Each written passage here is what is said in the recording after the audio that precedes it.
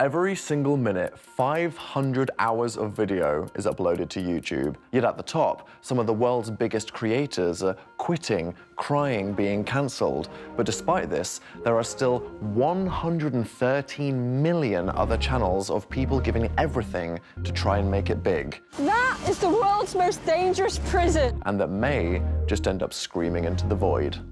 And then make that car disappear. My name is Daniel Howell, a comedian and recovering YouTuber with 6 million subscribers that has seen it all and barely survived to tell the story. Hello, Internet. I am bravely going to actually leave the house. Hi, do you like your job? To spend time with YouTube creators, hustling to chase the dream. But there's no, guarantee this is ever gonna work. But if you give up, you know it won't. To those living that very dream. It was that real-time success. You see your views every day, every hour, you're getting more and more subscribers, more views, more revenue. And we'll be revealing exclusive data showing the challenges facing creators, asking if this is a viable career, and showing the cost of being a YouTuber.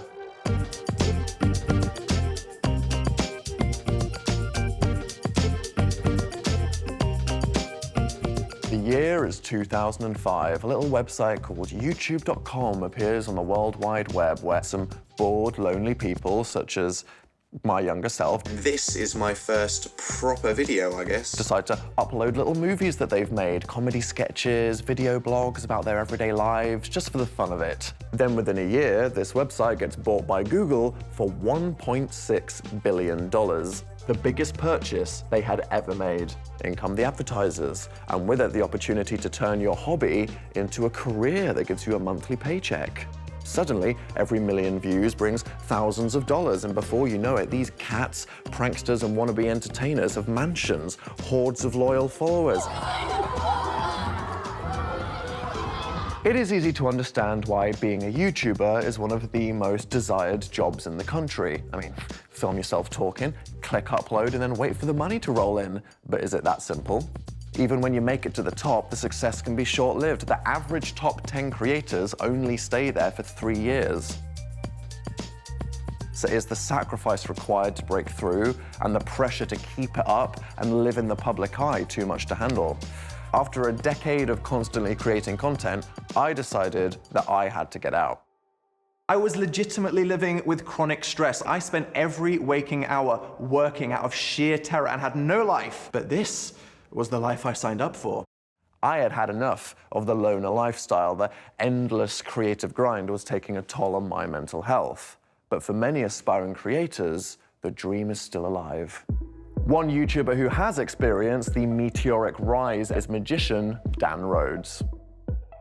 Dan rode the wave of the recent YouTube Shorts format, YouTube's answer to TikTok. Our exclusive data showed it takes the average UK top 10 YouTuber over 3 years to reach the fabled 1 million subscribers milestone. Dan did this in 1 month. Now he has over 23 million subscribers and counting. You are about to be the biggest YouTuber that the UK has ever had. I lost all my humbleness after I hit 20 mil. I mean, deep down, if you ask me what I am, I'd just say I'm a magician. So I had to adapt my magic videos to work for TikTok. During lockdown, when you couldn't leave the house, I was ticking the talk every day. And then when YouTube Shorts came out, I had so many TikToks to post, so I just posted all them on YouTube Shorts. It was just the right content at the right time. And people, I think, they love momentum. And if someone's watching content, they've got another one to watch, another one to watch. And YouTube's algorithm must have thought, wow, this guy's an animal, he's posting 10 new vids a day. Let's blow some minds then. Let's do it. So you legitimately want me to film this for you? Yes, please. Okay. He's recording. As I attempt to hold a squat to film something that will probably have more views than the King's coronation, I am struck that one of the world's most famous entertainers has no one around to help him create his content. I've never had more stress in my entire life. If you're saying I'm no longer doing lockdown magic in the room, I'm going to go out on the streets, you need a team. You know that after today, I'm not going to be here to be your permanent cameraman. What? Daniel, I thought it was you. What are your most viewed videos? 500,000. I mean, 500 million. Oh, yeah, so, not 500,000. Yeah, no, 500 million. Yeah, so that's my most viewed. A regular YouTube video, 1 million views can be like 1 to 5,000, give or take, depending on the ads. Yeah. So if you got 500 million views on a normal YouTube video, that would be £2 million. But on YouTube Shorts, you earn less and you'd make... Maybe like 10 to 20,000. The way I see YouTube Shorts, I think they're a great tool to reel in new audience. And I think, but the long form is where your bread and butter is, where you build that audience and where you make the ad revenue. I think for the next year, my goal is to like hire an assistant and an editor and a cameraman. So yeah, that's the goal. Could you pick a card? Have a look at it, show the camera, have a look at it. Let's shuffle them inside the pack. Turn it around. What? Was that your card? Yeah. Yeah, perfect. Now look, it should turn into the 4 of diamonds. Despite working alone, Dan has achieved over 16 billion views, making him the second most viewed YouTuber ever in the UK within the space of only 3 years. Dan is proof that to make it on YouTube, you need to be a Swiss Army knife of different skills. A performer, a camera operator, a video editor, handle your own marketing and PR, and have a mindset that is able to survive the grind. But only 0.003% of channels on YouTube have over 1 million subscribers, and YouTube told us just 1.3 thousand in the UK. So there is no promise that you will be the next Dan. Howell. I meant me, not Dan Rhodes, damn it. With this in mind, I went to meet 2 YouTubers hustling to break through. Ellie Marie TV I'm going to sell this napkin for $10,000. and Daratar, I'm going. who are willing to do almost anything to blow up on YouTube. Hi. Hello. This isn't my house, but come in. So no offense, why are you all here? How did you meet? We met we met. So he lived 40 minutes away from me, but we didn't meet until we were in America. Yeah. And he showed up to my place trying to kidnap somebody. Consensually. This was the moment. I feel like it's definitely become harder to be a YouTuber nowadays because there's so much competition. So like working together, it makes things just easier. Even from like expenses, like the fact your girlfriend's letting me stay in her living room. Yeah. So that helps a lot too. Yeah. And what are you doing today then? This morning we've got to find someone's alien son. Sure. In the afternoon, I'm pretending to be a dead body and getting thrown into a river. Oh, you're the corpse. And Cool, love it. in the evening, I'm going to try and go to Hogwarts by sprinting at a wall. Previously on Ellie Marie TV, Ellie interviewed a woman who genuinely claims to have been abducted by aliens. And his feet went out like that, round the chair, and I thought, that's weird.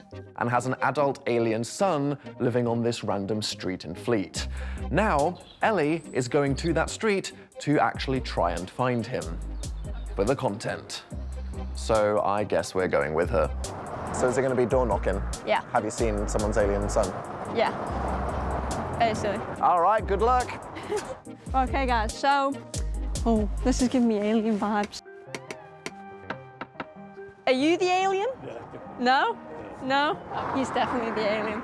I mean, how much of this is going to end up in it? This will probably be about 20 seconds of the video. Yeah. Some days, though, you could be filming an entire day and it's a minute of the video. It's clear that Ellie has to push herself and her content to the limit to cut through on the platform and be accepted. As when we looked at the data, it shows only a quarter of the UK's top 20 creators are female. Do you feel like there is an expectation to make a certain kind of content just because of your gender? I get told this a lot, but I think I'm one of the few girls in my niche of content, I guess. There's not many like extreme entertainment women on the platform, but I'm hoping that times will change. Is your family like, you need a plan B, you're spending too much time on this YouTube thing? Before this, all I was doing was McDonald's, so if anything, it's a step up. Is it better than when you just worked at McDonald's? I guess I'm earning more, but I'm spending it all. That's the issue, because it's like a business almost. So it's like everything coming in is going straight back out. Straight back into the content. Yeah. So I'm not really earning anything right now as a human.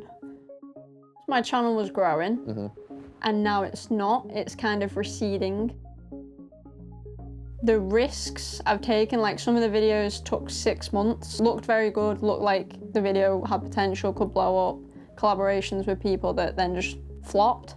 And it's like a whole half a year of your life is down the drain. Plus, like I was living on a cot, living on a sofa, living in a closet, just putting myself more and more in debt to hopefully get that peak that I've seen other creators around me have hit. Like a lot of my close friends, you know, they put themselves in similar situations and blew up, but it's not happened yet. And it's kind of high risk, high reward, but the high risks have been taken, have been failing.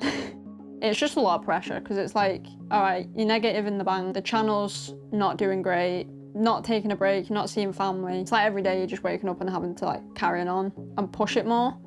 But there's no light at the end of the tunnel, I suppose. That sounds really dark, but there's no like guarantee this is ever gonna work. But if you give up, you know it won't. It's clear Ellie is working 24/7 to grow her channel, and it's difficult to hear how tough and financially unrewarding she is finding it, with her earning only £4,000 from views on her channel in the last year. 10 years ago, there were 2 British YouTubers in the global top 20. Today, there are 0. I remember when I started and often wondered if the grind would be worth it when one day I finally make it. But the reality is, even if you do, the work doesn't stop. If anything, there's an even greater pressure to keep it up. We found that on average, the top 10 YouTubers in the UK had already been active for 11 years. I worry that at this rate, Ellie is going to burn out long before she gets there. And now we are... Now we have to turn Ellie into a dead body. Yeah. And we have to call an Uber and see, will the Uber driver literally help me pick up what looks like a dead body and move it into his boot. I couldn't help being concerned that in the pursuit of a banger, they were perhaps blind to the reality of what they were actually about to attempt. What I imagine, because a trash bag is, you can't breathe in that. No. At least they're having fun. I'm not here. Yeah, happy with the plan and the ethical ramifications? I'm putting a lot of faith in Dara here, but I trust him to make it on YouTube, man. Scream! At this point, we decided to distance ourselves from the scene before it hit the fan, but I wonder what happens. Sorry? It's like one person. No. I can't pick up. No, don't worry, it's not. No, I can't do. No? I can't do. How? This is a human. This is not a human. This is just my dead body. Congratulations! Suddenly, looking at it on paper, does this job sound that appealing or even possible? I have whipped up the job description of a YouTuber. A 0 hours contract, working in complete isolation, revealing every intimate detail of your life to be commented on that after the trial period of several years could make you a millionaire or amount to nothing at all. So, who wants to apply? Hi, do you like your job? Do you want a better job where you can earn more money? Do you want to make millions of pounds? Do you want to be rich and famous? Yeah. I got him! All right, okay, so this is a job. It is remote working. Okay, yeah. You get to be your own boss. Oh, love that. You get to do what you want, when you want. Okay. You could make millions of pounds. Oh. Could make millions of pounds. Okay. It requires a small initial investment of several £1,000s into technology. I am out. Would you be willing to do like 5, 10 people's jobs, but only earn the money of like one job? But would you be willing to maybe sacrifice 5, 10 years of your life opportunities and then flop at the end of it? Yeah, maybe, because you can always start again. You can always start fresh. But you will be criticised by random strangers at any moment. Based on that, do you think it's like a fair application? No. That sounds pretty shit. Well, there you go. Having to master the skills for 6 different jobs and put in the hours for all of them with no promise of a paycheck does not seem that appealing. Combined with the endless pressure and criticisms, no wonder our findings show YouTubers only remain in the top 10 for 3 years before dropping out. It's a recipe for disaster. Is it possible to avoid the burnout? Well, what if you're not alone? YouTube supergroup The Sidemen, whose videos have over 12 billion views and have been valued at up to £170 million, upload a piece of content every single day. I am going to meet Jordan, the co-founder of Arcade Media and manager of The Sidemen. It's mind-blowing.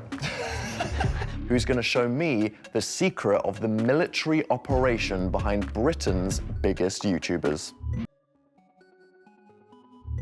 YouTube supergroup The Sidemen, whose videos have over 12 billion views and have been valued at up to £170 million, upload a piece of content every single day. I am sad and annoyed that So what's their secret?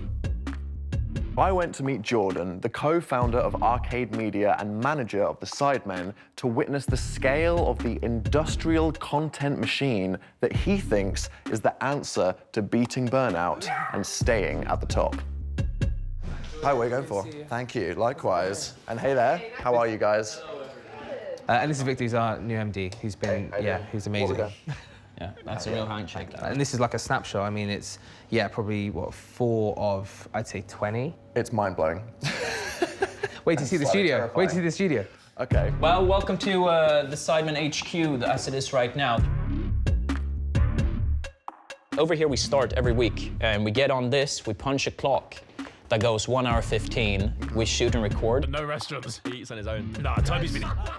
So this moves off, and then they go over here, and there's another clock that starts, and that's 20 minutes, and that's Ask the Sidemen. And once they do 20 minutes there, we move right over to Find or Fucked, and then we run a 25-minute timer on this one. Before I get too attached. What? I'd be gassed if I wasn't allowed to meet her. I'm catching this at its worst state, because I the was about to voice... say, this is simultaneously the best set, and also there is a glory hole.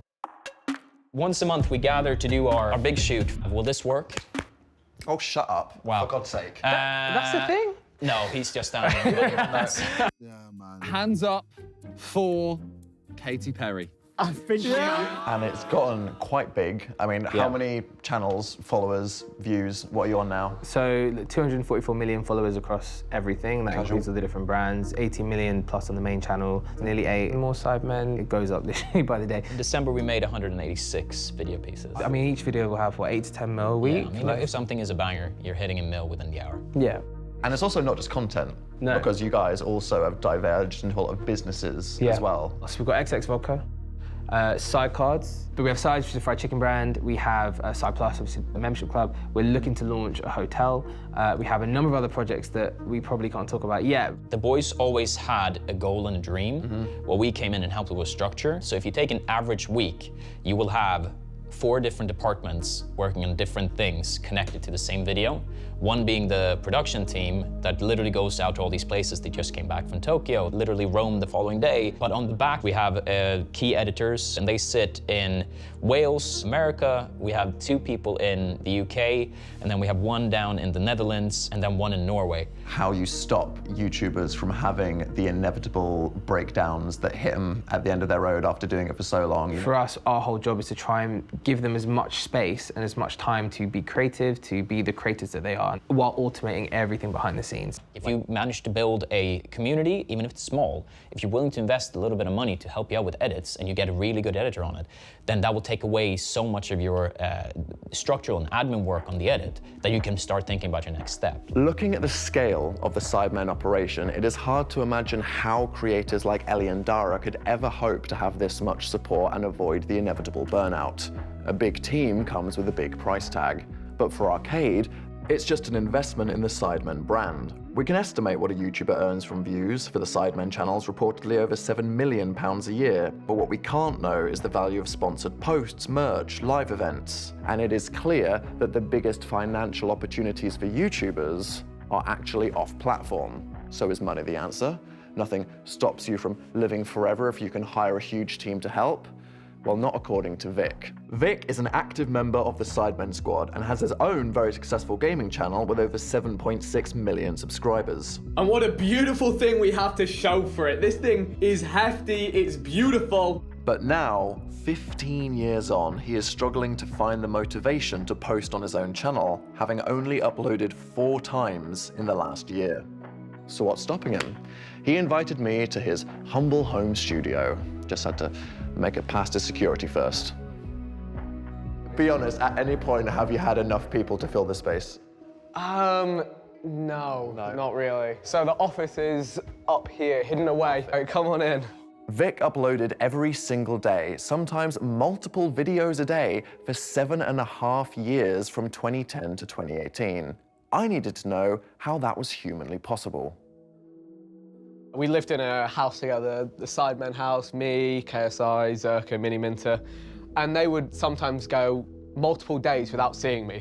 I would be up until like 7 a.m. in my room making videos. I used to go to the petrol station and grab sandwiches and like little pasta pots. I used to put them in a fridge in my room, and that would mean I could work more. I didn't even have to leave my room to eat. It was that real-time success. You see your views every day, every hour, you're getting more and more subscribers, more views, more revenue.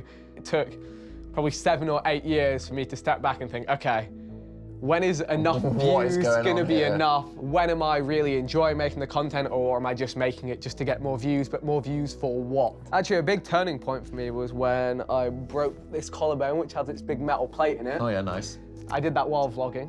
Oh, so cool. that was, anything for the content. What were you doing? A ski jump with a GoPro obviously, in this arm. I'm not good. I'm not in a I vlogged myself in the hospital. I'm sat there and I'm just like, I'm miserable. I'm just like, well, guys, be careful. Don't do what I did. Ouch. So now I got hospital bed for the night, ate some banging lasagna. But it was a big wake-up call of just like, okay, that wasn't a really bad fall, and I've severely damaged my body from that. And it was like this like mental thing of, you are weak, you are fragile, you are not healthy. Let's start to change things up. So that's when I started to share less of my life, because I spent so many hours on camera, live broadcasting, presenting myself. I'm actually kind of enjoying more now, taking time away from the camera. If it was just you, do you think you could keep going? Or if there was no Sidemen, do you feel like you've had your run and you'd now go all in on DJing? It's the latter, yeah. If it was just me on my own, I don't think I would be creating content. At the moment, I'm trying to kind of transition into music, in that I've been doing a little bit of DJ, I've got the decks over there. And I'm really enjoying the kind of creative process. And I think it would be really nice to share that, but also I don't think a mass audience would be interested in it. So you can have 4 channels. I've just got 2 set up. So this is simple, that's just a volume mixer. Vic has gone from one extreme to the other, from uploading every single twist and turn of his life onto his channel to uploading nothing at all. Many creators feel that YouTube freezes them in time. The person or persona that they were when they hit that first million probably isn't who they are 10 years later. There's a 60% chance I'm gonna be fine.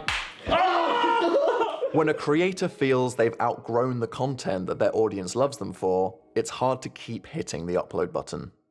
We aren't all authentic all of the time, and yet so many top YouTubers decide to disappear rather than force themselves to appear as someone that they're not. How can you have done all of this up to this point and be this big and actually feel so strongly about just not being authentic that you don't want to do it? From the outset, it's like you can make loads of money playing video games.